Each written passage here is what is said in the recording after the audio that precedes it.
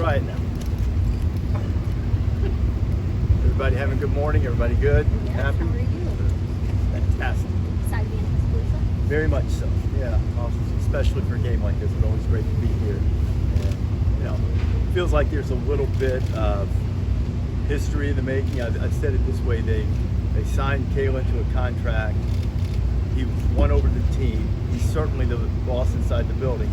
But to college football at large, he becomes the head coach at Alabama tomorrow night. And I think it's a kind of grand stage for these two powerhouses, kind of a great thing to be a part of for us. What are some things that you think will be challenges for both teams to be able to win tomorrow? What will you be looking for in terms of offense and defensive plays?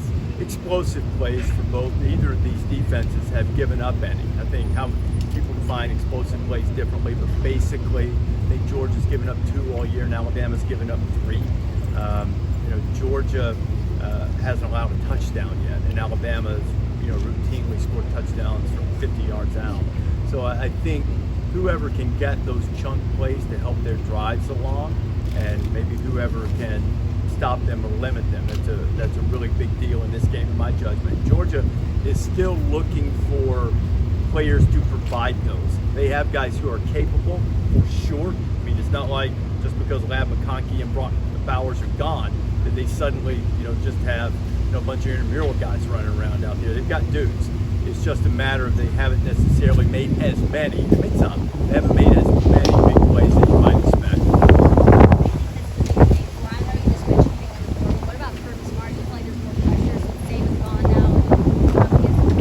I think that's part of it, not just because it's DeBoer, because the thing that people shouldn't underestimate, this is not Kalen DeBoer's first rodeo. It might be at Alabama. The guy coached in the national championship game last year. He's 12-2 against ranked opponents.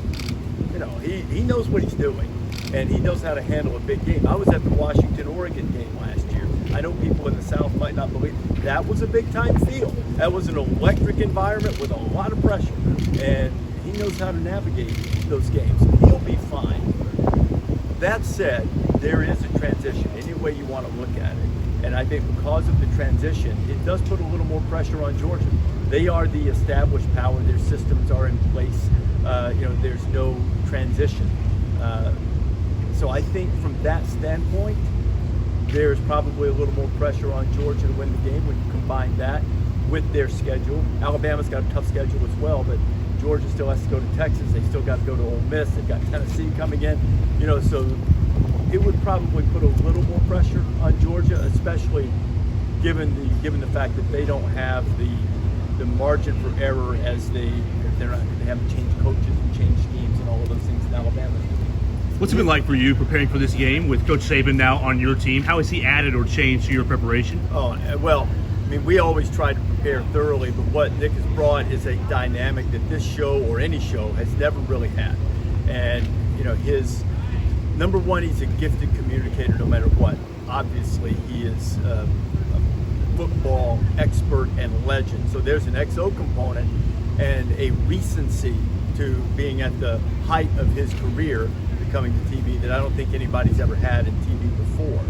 And him being able to do that and the way he can communicate things and his willingness to be candid and his ability to break things down, I don't say he makes it simple, he makes it understandable, which is really the mark of a great communicator. So he's been absolutely terrific. He's funny. He brings ideas in the meetings. He busts people's chops. He takes it when you give it to him back. He's been tremendous. Just an amazing teammate. What's the biggest thing that you've learned? What's the biggest thing you've learned from Nick over the course of this time there, whether it's X's and O's, whether it's not college football? Well, I think we were just talking about it doing the film room. You have a tendency, if you're not a coach, you watch certain things, maybe you think you're smart, maybe you watch something other than just the ball. But he shows you different things to watch. It's just matter of fact and just the way he views the game. But now you'll catch yourself saying, oh, okay, he talked about, watching this guy being accountable for the quarterback, or this guy immediately when he steps out of the box. Now the quarterback knows it's the quarterback drawing out. Things like that you learn. And I think just also being appreciative for the passion he has for the sport at large.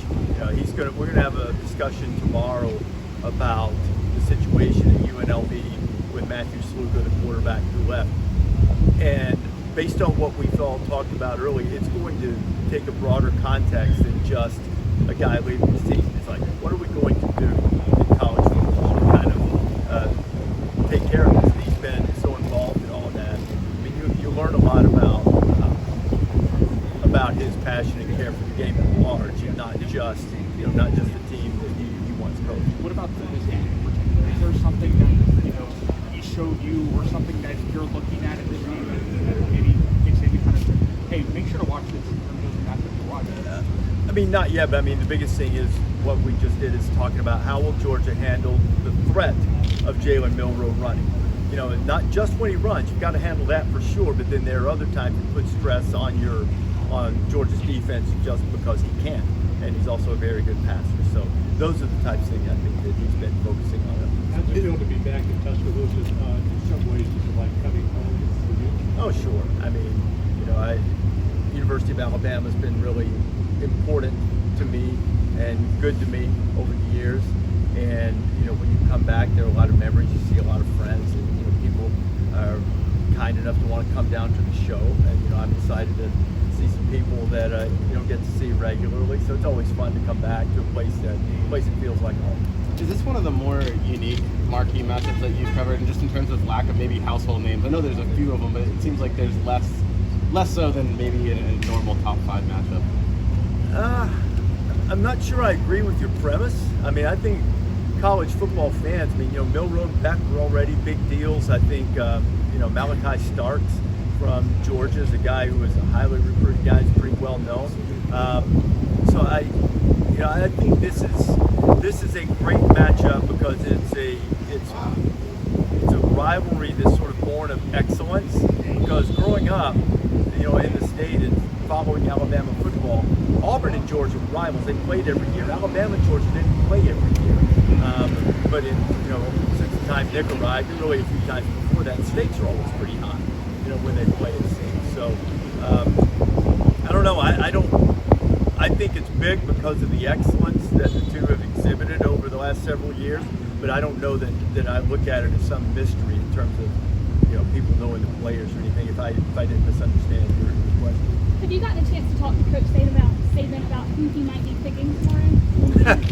I don't ever ask him that because, he should just pick who he thinks is going to win. And I know that sounds cliche, right? But I really think that's important for all of our analysts.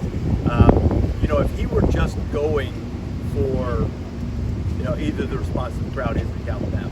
If he's going for the big overall, I'm going to call this like I see it, even if he doesn't think that, picking Georgia would be the way to go. So you can't win on that either way. So you might as well just say what you think. And, I'm confident he'll do that. He hasn't hesitated to do that in any facet of his life or in the entire time I've known him. So I imagine he'll just say who he thinks is going to win. Let the chips fall where they may. Can you give us any hint of who the guest picker will be? Julie? Not yet? Have we announced it yet? 2 hours.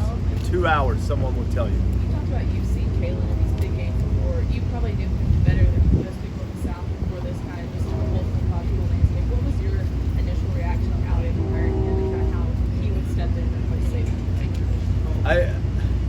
The number one, first of all, you got to be a great coach to be willing, and you have to be confident in your abilities to step in and follow in Nick's footsteps because he's the greatest coach who ever lived. All due respect to Coach Bryant, was awesome for sure. To me, greatest college coach in the history of sports, Nick Saban. And you've got to be very confident to be willing to take that on. I didn't know Kalen well. Didn't know him at all prior to our trip to Washington last year, and obviously I had no inkling that he would someday be the Alabama coach. But what I did say to people is, I've got to work to develop a relationship with this guy because as long as he's at Washington, they are going to be good. Because he's won everywhere he's been. Tremendous coach, gets the most out of his players, creative. But I mean, just the way he's carried himself and having been respectful to what has been accomplished here by Nick, by Bear Bryant, by Coach Stallings, everybody here. yet still being confident enough to listen to the players and things they want to keep that fit within his vision, and then implementing the things that he thinks are important because of his success. So I think it was the perfect choice. Not that there aren't other elite coaches out there, but I think his demeanor and his confidence and his track record made him an absolutely perfect hire that Greg Burns pulled off. Good? That's all we do. All right, guys. Oops, I've got microphones.